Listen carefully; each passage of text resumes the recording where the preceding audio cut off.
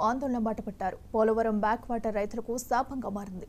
బూర్గుంపాడు మండలం మోతీపట్టి నగర్, సార్పాక, రెడ్డిపాలెం, గుమ్మూరు ప్రాంత రైతులు ఈ ఆందోళనలో పాల్గొన్నారు.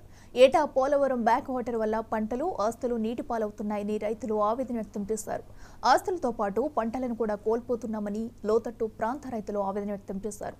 లోతట్టు ప్రాంత ప్రజలకు పక్కా ఇళ్లు నిర్మించాలని బాధితులు డిమాండ్ చేశారు.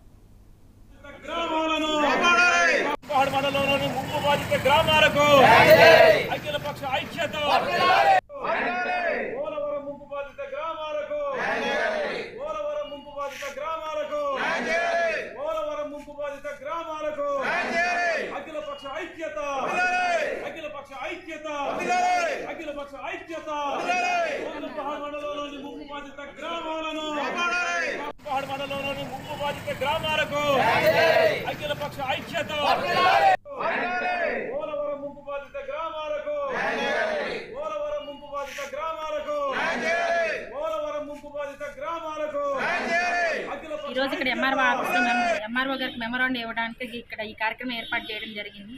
దీంట్లో ముఖ్య ఉద్దేశం ఏంటంటే ప్రతి సంవత్సరం వచ్చే వరదలు అయినప్పటికీ కూడా వరద బాధితులకి ప్రత్యేక షెల్టర్లు ఏర్పాటు చేయడం కానీ, వాళ్ళకి ఇల్లులు పోయినా సరే, పంట పొలాల నష్టం జరిగినా సరే, ఆ నష్టపరిహారం అనేది పారదర్శకంగా ఉండాలని, అది వెంటనే రిలీజ్ అయ్యే విధంగా గవర్నమెంట్ కానీ, నాయకులు కానీ ప్రతి ఒక్కరు కూడా చర్యలు తీసుకోవాలని, ఈ వరదల్లో టైంలో ఏ ఇబ్బందులు లేకుండా, జనాలకి ఎక్కడ ఎటువంటి ఇబ్బంది లేకుండా వాళ్ళని ఆదుకోవాలని చెప్పి ఈరోజు ఈ కార్యక్రమం ఏర్పాటు చేయడం జరిగింది.